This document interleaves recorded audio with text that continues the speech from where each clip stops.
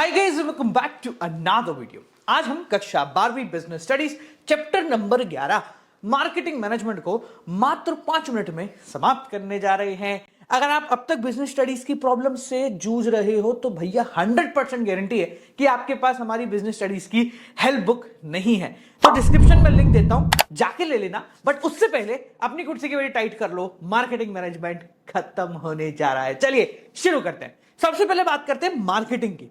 देखो, मार्केटिंग का मतलब सिर्फ बेचना नहीं होता है। मार्केटिंग के अंदर सब कुछ आता है, प्रोडक्ट के आइडिया से लेकर एग्जीक्यूशन तक, सेल्स तक, स्टोरेज तक, वेयरहाउसिंग तक, इवन दो एडवर्टाइजिंग भी मार्केटिंग का ही एक पार्ट है। तो मार्केटिंग मैनेजमेंट का मतलब है ये एक ऐसी आर्ट है या साइंस है जिसके अंदर हम एक टारगेट मार्केट चूज करते हैं कि बिजनेस कहां पर करना है। उसके बाद ये देखते हैं कि वहां पर कस्टमर हैं और हैं तो कैसे बढ़ेंगे, एंड फाइनली एक ऐसा प्रोडक्ट बनाते हैं जो कि हमारे कस्टमर से ज्यादा सुपीरियर वैल्यू लाके दे।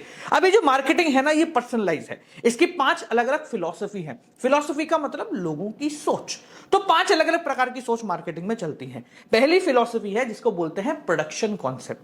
जो लोग इस सोच पर विश्वास रखते हैं उनका मानना है कि सामान बनाओ, सस्ता बनाओ और बहुत बड़ी क्वांटिटी में बनाओ। जब सामान सस्ता होगा तो इजीली सेलेबल होगा। इसका एक परफेक्ट एग्जांपल आप एमआई देख लो, सस्ता सामान बनाता है। बोर्ड देख लो, सस्ता सामान बनाता है और मास को सेल करता है। दूसरे प्रकार के लोग हैं जिनका मानना है कि हम प्रोडक्ट कॉन्सेप्ट पे काम करेंगे।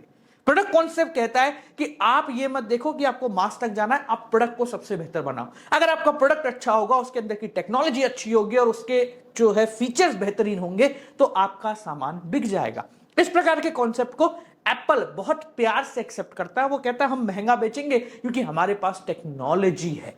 तीसरे प्रकार के लोग होते हैं जो कहते हैं कि भैया ना तो महंगा ना सस्ता, हम तो बस बेचेंगे। यानी ये वो लोग होते हैं जिनका काम है अग्रेसिव सेलिंग टेक्निक का इस्तेमाल करो, जैसे तैसे करके बेच दो। मतलब चप्पलें भी बेचनी है तो ढोल नगाड़े बजाइए और बेच डालिए। परफेक्ट एग्जांपल नाप तोल। अगला आता है मार्केटिंग कॉन्सेप्ट। ये वो लोग हैं जिनका मानना है कि ऐसे ही किसी बाजार में नहीं उतरा जाता। पहले रिसर्च करिए, प्रोडक्ट के बारे में सोचिए, प्लानिंग कीजिए, उसके बाद एक ऐसा प्रोडक्ट बनाइए जो कस्टमर चाहता है, उसको यूटिलिटी दीजिए, फिर हम उस सामान को बेचेंगे। यानी क्रिएटिंग व्हाट कस्टमर वांट। वो मत बनाओ जो हम चाहते हैं, वो बनाओ जो कस्टमर चाहता है। और 5वें और अंतिम आते हैं सोसाइटल। सोसाइटल बिल्कुल वैसे ही काम करते हैं जैसे मार्केटिंग करते हैं, बस इनका कहना है कि हम ऐसा कोई भी सामान नहीं बनाएंगे जो खराब हो। जैसे हम जहर नहीं बेचेंगे। मार्केटिंग वाले कहते हैं भैया हम तो जहर भी बेच देंगे अगर कस्टमर चाहता है तो। सोसाइटल बोलता है कि भैया हम वही बेचेंगे जो एनवायरनमेंट के लिए और कस्टमर के लिए सही है। ठीक है जी। तो ये हो गए 5 अलग अलग प्रकार की सोच। अब आपकी कैसी सोच है वो आप जानो, पर बात करते हैं इसके बाद फंक्शंस ऑफ मार्केटिंग की। आज अगर मुझे मार्केटिंग शुरू करनी है तो ये काम कैसे चलता है। मान लो कि आज मैंने सेट कर लिया कि मुझे बिजनेस करना है, तो सबसे पहले क्या करना है? सबसे पहला काम होगा gathering and analysing market information. पहले बाजार में जाइए, देखिए कि आप जिस बारे में दिमाग लगाना चाह रहे हैं उससे रिलेटेड बाजार में कौन काम कर रहा है, क्या काम कर रहा है, कैसे काम कर रहा है, और उसको फिर लेकर आइए, उस इंफॉर्मेशन को इकट्ठा कीजिए और अपना एक प्लान बनाने के बारे में सोचिए। क्योंकि पॉइंट नंबर 2 है मार्केट प्लानिंग। तो हम क्या कर रहे हैं? बेसिकली मार्केटिंग की एक प्लानिंग कर रहे हैं कि कैसे हम लोग आगे प्रोसेस करेंगे, क्या कर सकते हैं, क्या नहीं कर सकते हैं।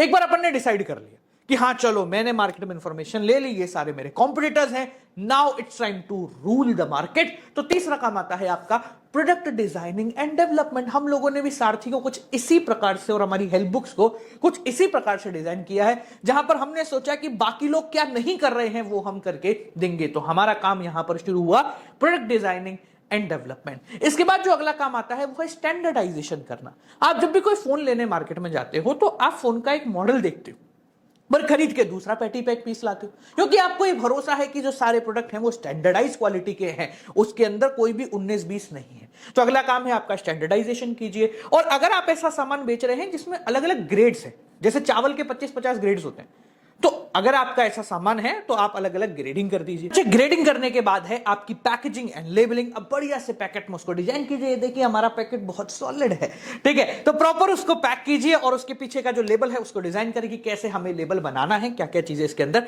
डालनी है। ये सब करने के बाद आता है सबसे important task, that is your branding. आपकी ब्रांडिंग कुछ ऐसी होनी चाहिए कि कस्टमर को दूर से देख के समझ में आ जाए कौन सी कंपनी का प्रोडक्ट है। हमारी सारी हेल्प बुक को देख के आपको आइडिया लग जाएगा कि ये हमारी है। कैसे? बस दूर से देख लीजिए, You'll got to know। अब अच्छा, ब्रांडिंग भी हो गई, अगला काम है बेचने से भी पहले, वो है कस्टमर सपोर्ट सर्विस। अगर आपके कस्टमर बनते हैं तो वो कहां पर अपनी प्रॉब्लम देखेंगे? इसके लिए प्रोडक्ट बेचने से पहले आपके पास कस्टमर के सपोर्ट करने के लिए सर्विसेज अवेलेबल होनी चाहिए। भैया टीम विम बिठा लो जो कि कॉलिंग करेगी और बात करेगी। अच्छा, ये सब करने के बाद अब फाइनली डिसाइड तो करो कोई जो प्रोडक्ट है इसको किस रेट पर बाजार में बेचना है। So next point is pricing of product. अब प्राइसिंग कर दी है तो चलिए शुरू करते हैं प्रमोशन एंड सेलिंग। और उसके लिए क्या करना है? फिजिकल डिस्ट्रीब्यूशन कीजिए भैया। कैसे बेच रहे हो सामान? अगर डायरेक्टली बेच रहे हो तो अपने पास स्टॉक रखो, लोगों के थ्रू बेच रहे हो, मैगी बनाई है आप लोगों ने तो पूरे भारत में उसको बांटिए। उसके लिए क्या करना पड़ेगा? आपको ट्रांसपोर्टेशन करना पड़ेगा, यानी कि अलग अलग जगह अपना सामान पहुंचाना पड़ेगा। और पहुंचाने के साथ साथ एक चीज और है जो आपको देखनी पड़ेगी, वो है स्टोरेज एंड वेयर हाउसिंग, कि भैया सामान रखा रहे। अगर मान लो आपने यहां से लेकर के आगरा सामान भेज दिया है और वहां पर रखने की कोई जगह नहीं है तो आपका सामान भी खराब हो गया और ट्रांसपोर्ट के पैसे भी लग गए। तो ये सारी की सारी चीजें जो है ना मार्केटिंग के अंदर आती हैं। और इसी वजह से मार्केटिंग को 4 मेजर कैटेगरीज के अंदर डिवाइड किया गया है, जिनको बोलते हैं 4 पीस ऑफ मार्केटिंग, जिसमें चारों कौन कौन से हैं? Product, price, place and promotion. वापस बोलो, product, price, place and promotion. और इन चारों को मिला के कहते हैं मार्केटिंग मिक्स, यानी वो सारे डिसीजन जो कि वो सारे टूल्स जो आपको मार्केटिंग करने के लिए चाहिए। इनमें सबसे पहले आता है प्रोडक्ट। अब प्रोडक्ट के बारे में हम सब जानते हैं, वो सामान जो कि हम बेच रहे हैं। तो जब हम मार्केटिंग करते हैं तो प्रोडक्ट से रिलेटेड 3 स्पेसिफिक डिसीजन जो आपको लेने हैं वो आते हैं इसके अंदर। कौन कौन से आते हैं सर? ब्रांडिंग हो गई, पैकेजिंग हो गई एंड लेबलिंग हो गई। अगर सबसे पहले बात करें ब्रांडिंग, तो ब्रांडिंग का मतलब है अपने प्रोडक्ट को एक नाम देना, एक साइन देना, एक सिंबल देना, जिससे उसकी पहचान बनेगी या आपकी बेहतर पहचान बनेगी। आपका ब्रांड नेम आसानी से रिमेंबर होना चाहिए, बाकियों से अलग होना चाहिए, थोड़ा सा रिलेवेंट होना चाहिए, काम का ही होना चाहिए और इजीली अडेप्टेबल होना चाहिए कि हां आप रेंज ऑफ प्रोडक्ट में जा रहे हो तो भी आपका ब्रांड लॉजिक है। इसलिए आपने देखा जैगुआर ने अभी अपना लोगो जो है वो पूरी तरीके से चेंज कर दिया, क्योंकि वो वर्सेटैलिटी की तरफ जा रहे हैं। अगर ब्रांडिंग की बात करें तो ब्रांडिंग कस्टमर और मार्केटर दोनों के लिए फायदे का सौदा है। पहले अगर मार्केटर के नजरिए समझे तो भाई ये एडवर्टाइजमेंट करने में बहुत मदद करता है। एप्पल सिर्फ ब्रांड का लोगो लगा लेता है, काम हो जाता है उसका। ये डिफरेंशियल प्राइसिंग करने में मदद करता है। आप फोन लेने जाइए, एप्पल का फोन महंगा ही आता है क्योंकि उसका ब्रांड नेम बन चुका है। नया प्रोडक्ट जब भी हमें लॉन्च करना है, हमें पुराने प्रोडक्ट के रेफरेंस के हिसाब से लॉन्च करना है। यानी एप्पल जब 16 लॉन्च किया ना तो उसको बताना नहीं पड़ा कि देखो इसके स्क्रीन में ये वो ऐसा है, ये लंबा चलेगा, ऐसा चलेगा, क्योंकि लोगों को पहले से उनके दिमाग में सेटिंग बैठी हुई है कि ये चीजें तो मिलेंगी ही मिलेंगी। और साथ साथ में आपके प्रोडक्ट को भीड़ में से अलग करने के लिए ब्रांडिंग बहुत काम आती है। बात करें कस्टमर के लिए ब्रांडिंग का क्या क्या फायदा है, तो इजीली आइडेंटिफिकेशन हो जाता है। भैया मैं पता लगा सकता हूं कि कौन सा किस ब्रांड का है। क्वालिटी का अश्योरेंस मिलता है। मैंने अगर पुराना एप्पल का प्रोडक्ट यूज किया हुआ है तो मैं नया प्रोडक्ट लेते समय क्वालिटी को लेकर अश्योर रहूंगा। थोड़ा सा रिस्क कम हो जाता है और साथ साथ में एक इमोशनल कनेक्ट हमारा बन जाता है एक पर्टिकुलर ब्रांड से कि हाँ यार ये वाला ब्रांड तो है ना, ये तो अपना सही है। अब ब्रांडिंग के बाद अगला काम आता है आपका पैकेजिंग। पैकेजिंग का मतलब सिंपल भाषा में वो रैपर या वो कंटेनर जिसके अंदर आपका प्रोडक्ट पैक होके आएगा। पैकिंग बहुत इंपॉर्टेंट है क्योंकि कस्टमर आपके प्रोडक्ट से पहले आपकी पैकिंग को देखता है। अच्छा, पैकिंग जो है वो 3 लेवल में काम करती है, प्राइमरी, सेकेंडरी और ट्रांसपोर्टेशन। अगर प्राइमरी पैकेजिंग की बात करें तो अगर आप टूथपेस्ट का एग्जांपल लेके चलते हैं तो टूथपेस्ट का जो ट्यूब होता है जिसके अंदर वो पेस्ट भरा होता है वो है प्राइमरी पैकेजिंग, जो डायरेक्टली प्रोडक्ट के साथ रहता है till the end of the life. जब तक प्रोडक्ट चलेगा ये पैकेजिंग उसके साथ ही रहेगी। ये थोड़ा सा इजी कर देती है, थोड़ा हैंडी कर देती है। आप पकड़ के चलो, सोचो टूथपेस्ट खुला पड़ा हो कैसे लोगे, ऐसा यूं हाथ में लेके थोड़ा ना हो, तो ये थोड़ा सा हैंडी कर देती है, कन्वीनियंस कर देती है। सेकंड आता है आपकी सेकेंडरी पैकेजिंग। जो टूथपेस्ट जिस डब्बे में अपना आता है ना, कार्डबोर्ड का छोटा सा डब्बा आता है जिसको अपन फाड़ते हैं, अंदर से ट्यूब निकालते हैं, तो वो जो कार्डबोर्ड का डब्बा है वो है आपकी सेकेंडरी पैकेजिंग, जो बेसिकली रिटेल स्टोर्स पे रखने के लिए काफी ज्यादा सही रहती है। और तीसरी आती है ट्रांसपोर्टेशन पैकेजिंग। अब भाई सोच के देखो, अगर दिल्ली से सामान अजमेर आ रहा है या आगरा आ रहा है तो क्या एक एक टूथपेस्ट का ऐसे पैकेट खुला पड़ा रहेगा? नहीं रहेगा। तो वो एक बड़े से कार्डबोर्ड बॉक्स के अंदर ऐसे 150 टूथपेस्ट के ट्यूब आएंगे जो एक डब्बे में पैक होंगे। उसको बोलते हैं transportation packaging, which is easy for transportation of product एक जगह से दूसरी जगह। बात करते हैं कि क्या क्या इंपॉर्टेंस है, तो देखो सीधी सी बात है, सैनिटेशन के लिए काफी सही है, साफ सफाई रखते हैं, सामान पैक होगा तो साफ रहेगा। सेल्फ सर्विस आउटलेट आप जाते हो, डीमार्ट चले जाओ, रिलायंस चले जाओ, तो आपको इजीली आप खुद पिक करके उसको रख सकते हो। प्रोडक्ट को डिफरेंशिएट कर देता है, दूसरों के मुकाबले आपका प्रोडक्ट अलग से दिख जाता है। और साथ साथ में इनोवेशन करने की टेक्निक आपको मिल जाती है, अपॉर्चुनिटीज मिल जाती है। जैसे मैगी जो है वो अंदर का सामान उसने आज तक नहीं बदला, बाहर की बस पैकिंग बदलती है, कभी मेरी मैगी, कभी माँ की मैगी, कभी पहाड़ वाली मैगी, कभी रात वाली मैगी, ऐसे करके उसने अपनी पैकेजिंग को इनोवेट किया है। थर्ड काम आपका आता है वो है लेबलिंग का। अब जो लेबलिंग का मतलब है कि प्रोडक्ट के ऊपर वो सारी चीजें लिखना जो कि मैंडेटरी है बाय लॉ, ठीक है। उसका नाम हो गया, उसके अंदर के कंपोनेंट हो गए, उसको कब तक यूज कर सकते हैं, उसकी मैन्युफैक्चरिंग डेट, उसकी एक्सपायरी डेट, ये सारी की सारी चीजें।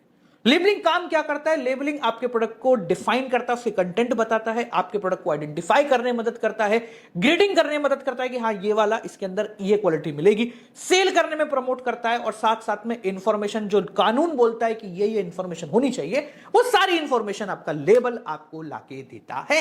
प्रोडक्ट के बाद दूसरा आता है आपका प्राइस मिक्स, यानी प्राइस से रिलेटेड सारे डिसीजन जो हमें लेने हैं। कौन कौन से फैक्टर हैं जो आपको डिसाइड करने हैं या कैप्टन माइंड करने हैं जब आप किसी भी प्रोडक्ट का प्राइस डिसाइड करो? सबसे पहले आपकी कॉस्ट कितनी लग रही है। देखो, आपका प्राइस कुछ ऐसा होना चाहिए जो एटलीस्ट कॉस्ट को तो कवर करे। यहां कॉस्ट में वेरिएबल और फिक्स दोनों प्रकार की कॉस्टों को कवर करना जरूरी है, ठीक है भाई। जमीन लिए, इस पर रेंट भी लगता है तो उसका भी तो खर्चा यहीं से निकलेगा। यूटिलिटी और डिमांड के हिसाब से भी आपको ध्यान रखना है कि ये चीज कितनी जरूरी है और मार्केट में इसकी कितनी डिमांड है, उसके हिसाब से भी आप प्रोडक्ट की प्राइस सेट करते हो। प्राइसिंग ऑब्जेक्टिव की आपको प्राइस क्या सोच के काम रखना है। आप मार्केट में अपना शेयर बढ़ाना चाहते हो, इस हिसाब से प्राइस रखना है तो थोड़ा कॉम्पिटिटिव रख लो। आप चाहते हो कि नहीं मैं तो बस बेच के निकलना चाहता हूं, तो हैवी प्राइस भी आप रख सकते हैं। आप कौन सी मार्केटिंग मेथड का इस्तेमाल करते हो, ये भी आपके लिए बहुत ज्यादा जरूरी है, जो अपन ने स्टार्टिंग में देखे थे कि भाई अगर आप प्रोडक्शन मेथड का इस्तेमाल कर रहे हो, हैवी लंबे लंबे बहुत ज्यादा क्वांटिटी में प्रोडक्ट बना रहे हो, तो आप कम प्राइसिंग रख लोगे, और अगर आप टेक्नोलॉजी पे काम करें तो आप हैवी प्राइसेस ले लोगे। एक्सटेंट ऑफ कंपटीशन कितना है भाई, बाजार में कंपटीशन कितना है, मतलब और आपके कॉम्पिटिटर्स कितने हैं। कोई भी नहीं है तो महंगा प्राइस रख लो, अगर कॉम्पिटिटर्स हैं तो थोड़ा सस्ता प्राइस रखो, उनके कंपीट करो। गवर्नमेंट क्या कहती है, सरकार ने कह दिया कि सादा पानी की बोतल 20 रुपए लीटर ही आएगी, तो आप बोलो कि नहीं साहब मैं तो 30 रुपए में बना पा रहा हूं, तो मत बेचो। अगर आप उसमें कुछ एडिशनल चीज नहीं दे रहे हो तो आप 30 रुपए में नहीं बेच सकते हो, चाहे आप कितने में भी उसको बना लीजिए। तो यहां पर आता है कि गवर्नमेंट के क्या रेगुलेशन है। अब प्राइस मिक्स के बाद तीसरा जो एलिमेंट आता है वो है प्लेस मिक्स। देखो, प्लेस मिक्स का मतलब ये होता है कि अगर सामान आपका बना है दिल्ली में और कंज्यूम होने वाला है मान लीजिए बॉम्बे में, तो दिल्ली से बॉम्बे जाने के लिए वो सामान कैसे पहुंचेगा। मतलब आप डायरेक्टली सामान बेच रहे हो, किसी एक व्यक्ति के थ्रू बेच रहे हो, दो व्यक्ति हैं, होलसेलर है, रिटेलर है, इनको बोलते हैं हम प्लेस मिक्स के डिसीजन, कि आपका जो प्रोडक्ट है वो कस्टमर तक कैसे पहुंच रहा होगा। तो यहां पर जो सबसे इंपॉर्टेंट पार्ट है वो है चैनल्स ऑफ प्लेस डिस्ट्रीब्यूशन, यानी कि लोगों के पास तक ये सामान कैसे पहुंचेगा। दो प्रकार के चैनल हैं जो आप यूज कर सकते हैं, एक होता है डायरेक्ट, एक होता है इनडायरेक्ट। डायरेक्ट चैनल का मतलब है जिसको आज की तारीख में हम D2C मॉडल भी कहते हैं, डायरेक्ट टू कंज्यूमर, यानी कि आप डायरेक्टली कंपनी से सामान खरीद रहे हो, कंपनी वाला व्यक्ति डायरेक्टली आपको बेच रहा है, बीच में ना कोई होलसेलर है, ना डिस्ट्रीब्यूटर है, ना रिटेलर है। ये कहलाता है डायरेक्ट चैनल, जिसको हम जीरो चैनल ऑफ डिस्ट्रीब्यूशन भी कहते हैं। ये उन प्रोडक्ट के लिए ज्यादा बेहतर है जहां पर कंपनी अपना कंट्रोल रखती है, जहां पर बिचौलिए ज्यादा जरूरी नहीं है। सेकेंड आता है आपका इनडायरेक्ट चैनल, जिसके अंदर 1, 2 और 3 भी आ सकते हैं। सबसे पहले है इसमें 1 लेवल चैनल, यानी कि आपके पास से सामान आया रिटेलर के पास और रिटेलर के पास से सामान आ गया आपके पास डायरेक्टली। यह है सिंगल चैनल डिस्ट्रीब्यूशन। ये बेसिकली कब किया जाता है, जब कोई थोड़ा हैवी प्रोडक्ट होता है ना, तो बीच में लोगों को कम रखते हैं। आप देखो कई ऐसे प्रोडक्ट्स होते हैं, जैसे अगर इलेक्ट्रॉनिक्स की बात करें, जैसे एसी आपको लेना है, तो बेसिकली कंपनी जो है वो डायरेक्टली आपके पड़ोस के दुकान पे वो रखवा देगी और वहां से आपको कलेक्ट करना है, ठीक है। बहुत कम चांसेस होते हैं कि होलसेलर वगैरह भी इसमें इंक्लूड हो, रिटेलर ही होलसेलर का काम करता है। सेकंड आता है 2 चैनल, बीच में 2 लोग आ गए, तो कंपनी से होलसेलर, होलसेलर से रिटेलर, रिटेलर से आपके पास ये सामान पहुंच रहा है। ये बेसिकली काफी कॉमन मीडियम है, फोन्स वगैरह इसी प्रोसेस के थ्रू आते हैं और बाकी काफी सारा प्रोडक्ट भी इसी प्रोसेस के थ्रू आ रहे होते हैं। इनके अलावा एक थर्ड चैनल है, जब हम FMCG सेक्टर में जाते हैं, यानी कि फास्टली मूविंग कंज्यूमर गुड, जो कि बहुत जल्दी जल्दी खर्च होते हैं, ये मैगी हो गई, बिस्किट हो गए, तो ये क्या है, ये ऐसे कंज्यूमेबल गुड्स हैं जो बहुत जल्दी कंज्यूम होते हैं। तो यहां पर इस पूरे सेल्स चैनल को संभालने के लिए एक और व्यक्ति को अलॉट करते हैं, जिसको बोलते हैं डिस्ट्रीब्यूटर। तो मैन्युफैक्चरर से डिस्ट्रीब्यूटर, डिस्ट्रीब्यूटर से होलसेलर, होलसेलर से रिटेलर, रिटेलर से कंज्यूमर सामान जा रहा है, बीच में 3 लोग हैं, इसको बोलते हैं 3 चैनल्स ऑफ डिस्ट्रीब्यूशन। इसके बाद लास्ट आता है आपका प्रमोशन मिक्स, यानी कि वो सारी चीजें जो प्रमोशन करने में आपकी मदद करती है। जब प्रमोशन की बात करते हैं तो प्रमोशन के 4 अलग अलग एलिमेंट्स हैं। एक वो जो आप जानते हो एडवर्टाइजिंग, एक होता है सेल्स प्रमोशन, एक होता है पर्सनल सेलिंग और एक होता है आजकल चलने वाला PR, जिसको हम बोलते हैं पब्लिक रिलेशन। एक एक करके चारों को समझते हैं। सबसे पहले बात करते हैं एडवर्टाइजिंग। एडवर्टाइजिंग की जो डेफिनेशन है वो बड़ी काम की है। Advertising is a paid form, पैसे देकर, of a non personal distribution by an identified sponsor, यानी कि बेसिकली आप पैसे देकर किसी के थ्रू अपना एड चलवा रहे हो, जिसको बेसिकली बोला जाता है एडवर्टाइजिंग। ये काफी कमाल का मेथड है, क्योंकि इसके अंदर वाइड रीच मिलती है आपको। भाई टीवी पे एड चला तो सब देख लेंगे एक बारी में, वाइड चॉइस मिलती है, बहुत सारे ऑप्शन है, आप अलग अलग तरीके से एक्सप्रेस कर सकते हो। मतलब आप उस फीलिंग को बता सकते हो। आज नवरत्न का जो तेल आता है ना, वो आप क्यों खरीदते हो? इसलिए नहीं कि तेल की क्वालिटी अच्छी है, इसलिए कि तेल लगाने के बाद ओए होए ठंडा ठंडा कूल कूल, ऐसा कुछ फीलिंग आता है ना। तो ये क्या है कि एक्सप्रेसिवनेस है कि आप अपने प्रोडक्ट के बारे में चीजों को एक्सप्रेस कर सकते हो जब आप एडवर्टाइजमेंट का सहारा लोगे, और साथ साथ में कस्टमर के कॉन्फिडेंस को, उसके सेटिस्फेक्शन को भी एनहांसमेंट मिलती है, क्योंकि कस्टमर उस ऐसे बंदे को प्रोडक्ट यूज करते हुए देख रहा है जिसको वो मानता है। अगर अमिताभ बच्चन जी जो है वो तेल का ऐड कर रहे हैं तो हमें लगता है यार इतना बड़ा आदमी कर रहा है, तो हो सकता है कुछ ना कुछ हो, तो कुछ परसेंट ऑडियंस तो इस चीज से इन्फ्लुएंस हो जाती है। इसके बाद अगर बात करते हैं सेकंड तरीका एडवर्टाइजिंग के बाद, वो आता है आपका सेल्स प्रमोशन। अब सेल्स प्रमोशन का मतलब होता है ऐसी शॉर्ट टर्म छोटी छोटी टेक्निक जो कि आपको एकदम से एनकरेज करेगी कि फटाफट सामान खरीद लो। क्या बोला? ऐसी छोटी छोटी टेक्निक जो आपको एकदम से एनकरेज करेगी कि आप फटाफट सामान खरीद दो, इसको बेसिकली इंपल्सिव परचेज की कैटेगरी में डाला जाता है। यानी कि आपने देखा उरो ले लो, ये हो गया आपका इंपल्सिव परचेज। ठीक है, बेसिकली कई लोग ऐसा करते हैं कि अभी 20% डिस्काउंट, अभी 30% डिस्काउंट, अभी 50%। तो ये क्या है? ये इंपल्सिव परचेज कराने के लिए आपको बोला गया है कि भाई अभी कम है, अभी ले लो। इसकी बहुत सारी टेक्निक, बहुत सारे तरीके होते हैं, एक एक करके सारे तरीके देखें, बस सुन लेना, क्योंकि इसके अंदर ज्यादा डिटेलिंग आपके कोर्स में नहीं है। सबसे पहली टेक्निक आती है रीबेट। रीबेट आजकल हम काफी ज्यादा जानते हैं कि आप अगर एक बार सामान खरीद लेते हो, खरीदने के बाद आपको कुछ कैशबैक मिल जाता है। ठीक है, यानी परचेस करने के बाद आपको कुछ पार्शियल अमाउंट का रिटर्न मिल जाता है। ये सबसे पहला तरीका होता है कि अभी आप लेते हो तो आपको इतने रुपए का कैशबैक मिलेगा। That is what called rebate. Second तरीका हम सब जानते हैं, डिस्काउंट दे देना, इतना परसेंट उतना परसेंट। ठीक है, एक होता है रिफंड दे देना कि अगर आपको पसंद नहीं आया तो 15 दिन में आप रिटर्न भी कर सकते हो। Amazon इसका बहुत अच्छा एग्जाम्पल है, कोई भी सामान लो 10-15 दिन में आप रिटर्न कर सकते हो। साथ में आपको कुछ प्रीमियम दे दिया, कुछ गिफ्ट दे दी, जैसे अगर आप हमारी हेल्प बुक लेते हो, ये हो गया स्मूथ कोलैबोरेशन। अगर आप हमारी हेल्प बुक लेते हो तो आपको इतने बड़े बड़े 2 माइंड मैप्स मिलते हैं जो बेसिकली अपनी दीवार पर लगा सकते हो, जिसमें पूरी बिजनेस स्टडीज कवर्ड है। ठीक है, प्रोडक्ट का कॉम्बिनेशन देते हैं कि अगर आप मैक्रो के साथ इंडियन लेते हो इकट्ठा करके तो आपको 50 रुपए डिस्काउंट मिल जाएगा। ठीक है, क्वांटिटी डील्स करते हैं कि अगर 2, 3, 4 यूनिट खरीद रहे हो तो आपको थोड़ा सा कम पड़ जाएगा। जैसे कहते हैं ना, एक लोगे 100 रुपए की, 2 लोगे 150 रुपए की। नेक्स्ट आता है कुछ सैंपल्स दे देना। तो बेसिकली आपको परफ्यूम के छोटे छोटे सैंपल दिए जाते हैं जिनको टेस्टर कहा जाता है, कि आप टेस्ट कर लीजिए, पसंद आए तो और ले लेना। कुछ कॉन्टेस्ट वगैरह भी करा दिए जाते हैं कि ठीक है भैया, अगर आप इन तारीख से इस तारीख के बीच में लोगे तो आप गिफ्ट जीत सकते हो, ये भी पॉसिबल है। कुछ इंस्टेंट ड्रॉ होते हैं कि आप एक बार सामान खरीद लीजिए, खरीदते ही आपको एक कूपन मिलेगा, उस कूपन को स्क्रैच कीजिए, जो आपको हो गया वो हो गया। कुछ होता है लकी ड्रॉज। लकी ड्रॉज का मतलब ठीक है, आप खरीद के चले जाइए, हम चेक कर लेंगे, अगर आपको कुछ मिलता है तो। जैसे आजकल बेसिकली कुछ प्रोडक्ट्स पे आता है ना कि बारकोड स्कैन कीजिए, एक लकी ड्रॉ कूपन है, अगर आपका कुछ खुला तो बढ़िया है। कुछ होते हैं यूजेबल बेनिफिट जिसको आप बाद में भी इस्तेमाल कर सकते हैं।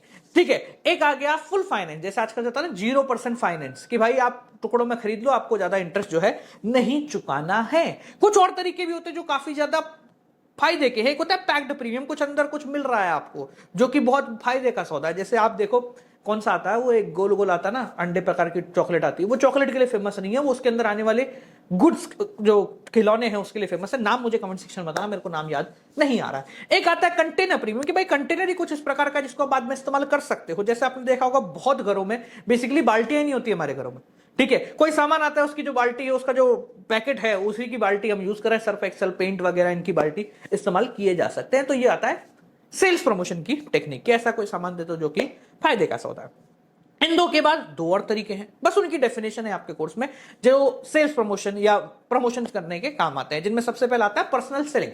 पर्सनल सेलिंग का मतलब होता है कि बेसिकली आप 1-on-1 जाके कन्वर्सेशन कर रहे हो और सेल को क्लोज करा रहे हो। ये काफी अच्छा तरीका है क्योंकि इसमें 2 वे कम्युनिकेशन हो जाता है, से कस्टमर और बेचने वाला ये डायरेक्टली आमने सामने बात कर रहे हैं, आइदर कॉल पे कर रहे हैं या फिर जाके पर्सनली डिस्कशन कर रहे हैं। तो पर्सनल सेलिंग का तरीका बहुत अच्छा है, इसके थ्रू सेल्स के नंबर्स को काफी ज्यादा बढ़ा दिया जाता है। कंपनीज को बढ़ाने के लिए कॉलिंग वाले बंदे रखवाती हैं कि हाँ भाई कोई दिक्कत, कोई परेशानी है, बताइए क्या है, हम सॉर्ट कर देंगे। कैश ऑन डिलीवरी नहीं मिल रही बुक पे, ठीक है, अमेजॉन का लिंक भेजते हैं, अभी जाके ले लो, स्क्रीनशॉट भेज देना।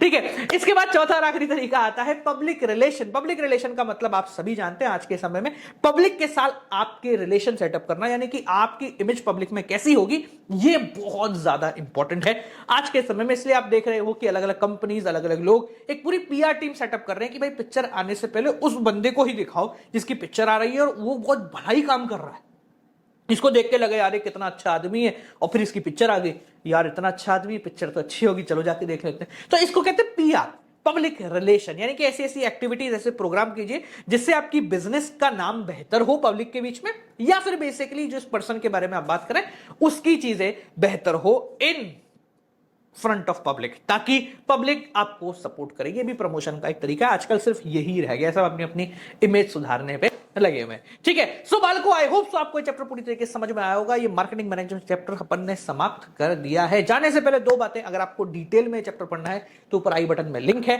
और साथ साथ में अगर अब तक आपने हमारी हेल्प बुक नहीं ली है और एंड में आ चुके हो तो मैं आपको बता दूं मात्र 7 दिन लगेंगे आपको इस हेल्प बुक के थ्रू अपनी पूरी बिजनेस स्टडीज कवर करने के लिए। तो डिस्क्रिप्शन में लिंक है, जाके ले लेना। अब बहुत लिमिटेड स्टॉक हमारे पास बचा है, मुझे भी नहीं पता कि कब मैं बोल दूं we are out of stock for this year. ठीक है, तो जाके ले लीजिए, डिस्क्रिप्शन में लिंक है। बिजनेस एंड इकोनॉमिक्स दोनों के अवेलेबल है, डू चेक इट आउट। तब तक मिलते हैं, नमस्कार।